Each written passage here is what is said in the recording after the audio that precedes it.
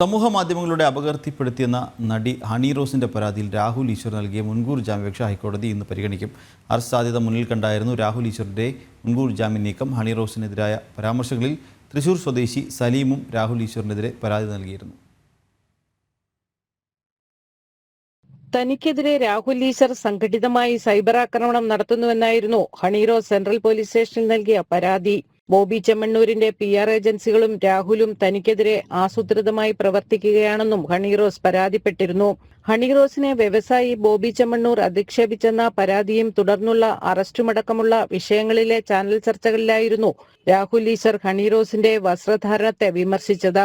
പരാതിയിൽ കേസെടുത്തേക്കാമെന്നും അറസ്റ്റ് സാധ്യത നിലനിൽക്കുന്നുവെന്നും ചൂണ്ടിക്കാട്ടിയാണ് രാഹുൽ ഈശ്വറിന്റെ മുൻകൂർ ജാമ്യാപേക്ഷ. സമാനമായ മറ്റൊരു പരാതിയിൽ ബോബി ചെമ്മണ്ണൂരിന്റെ അറസ്റ്റും റിമാൻഡുമുണ്ടായ സാഹചര്യമടക്കം മുൻകൂർ ജാമ്യഹർജിയിൽ രാഹുൽ ഈശ്വർ വിശദീകരിച്ചിട്ടുണ്ട്. ബോബി ചെമ്മണ്ണൂരിന്റെ ദ്വയാർത്ഥ പ്രയോഗത്തെ ന്യായീകരിച്ചിട്ടില്ലെന്നും പ്രതി മാപ്പു പറയണമെന്നുമുള്ള നിലപാടാണ് താൻ സ്വീകരിച്ചതെന്നും രാഹുൽ ഈശ്വർ മുൻകൂർ ജാമ്യഹർജിയിൽ പറഞ്ഞിരുന്നു. അതിനിടെ തൃശൂർ സ്വദേശിയായ സലീം എന്നയാളും രാഹുൽ ഈശ്വറിനെതിരെ പരാതി നൽകിയിരുന്നു.